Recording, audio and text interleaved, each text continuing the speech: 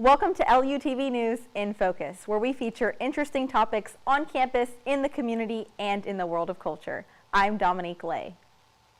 The Lamar University Student Government Association recently held elections for the 2021-2022 academic year. New leaders have been elected, and President-elect Tiffany Tran and her team have many new ideas they would like to implement to make the campus a better place for students. I spoke with Tiffany about her allies and about their vision for the university. Hi, Tiffany. How are you today? Good. How are you? Thank you for joining me.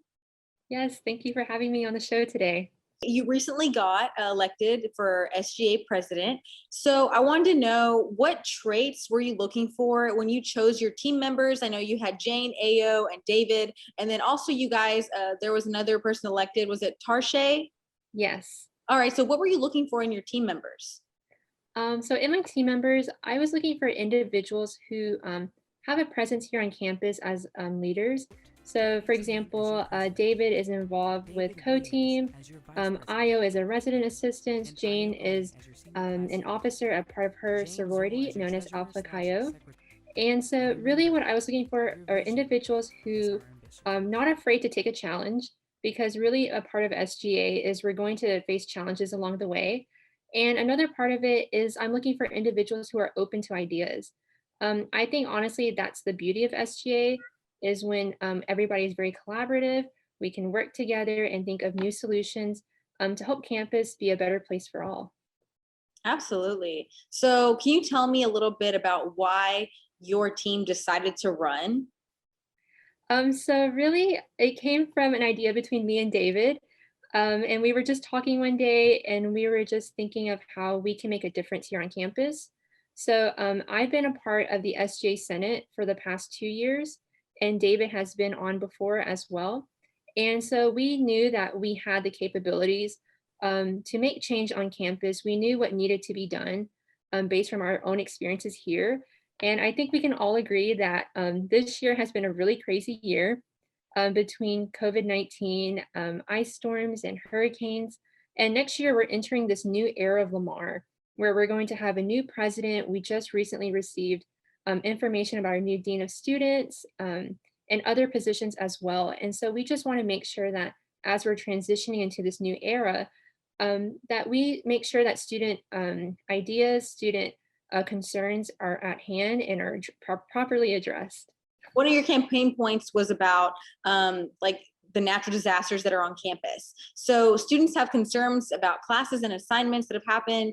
So what are your plans on that? Okay, so what we kind of seen in the past is that in the recent hurricane that we had a couple months ago, we had a mandatory evacuation. And we've heard from so many students that they still had projects due that same week. They were still expected to tune into lecture. And I believe that we should have a defined standard for all faculty members. That's not to say that not all faculty members don't follow the guidelines that's stated by the university, but just to have a little bit more compassion towards students. Obviously, it's a stressful time for everyone, having to evacuate or even having to prepare for the storm. And this is something that happens to us so frequently that what my team wants to do is we want to make sure that we define those faculty standards and try to have a student in the decision-making process about reopening school, just so that you can hear a perspective from students. Because although we all live in the same area, some of the needs of students are different from those of faculty members. So that's what we mainly wanted to do in terms of the natural disaster response. I know many students were very excited about your food inclusivity campaign point, and I know I certainly was. Finding a place that's open 24/7. What are your plans on that? How do you want to make that happen? Right. So what we want to do is basically we understand that many of us are student workers. We have jobs or we work on a different schedule where we like to eat later in the night. And we don't have those options on campus that are open at late night hours. So what we want to do is work with the C-store located on campus for dorming students and try to get those hours extended all the way until the morning, until the dining hall opens at least, so that at least when you come to campus, there will be one food option available.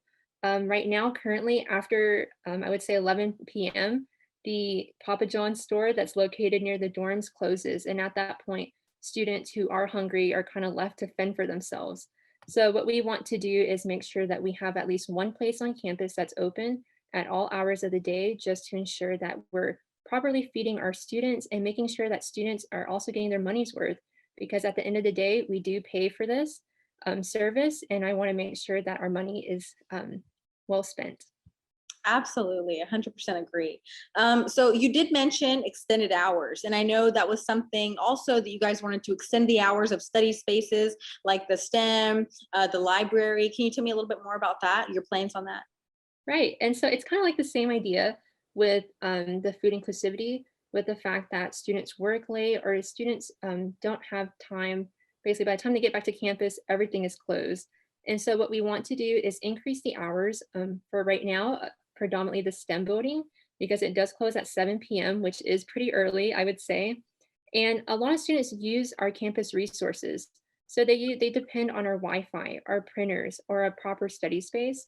And so we want to make sure that if we have these facilities available on campus, that we open it up to students and make sure that they're being best utilized.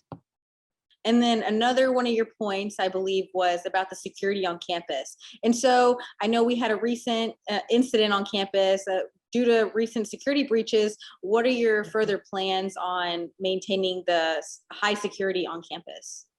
So I would like to work with LUPD, of course, and discuss more about having more communication with students and also about how their current patrol plans are on campus. How is it monitored at nighttime? And making sure that on all areas of campus that we have adequate camera footage. One of the things that popped up during the campaign that students expressed is that they want to see more cameras in the Campbell parking lot, because oftentimes either cars, they may get hit and the person who had hit them had driven off, or for example, if there's thieves in the area, they may break into the students' cars. And so because we are students coming to this university, I want to make sure that we place our faith into this university to provide our needs, and one of that is security.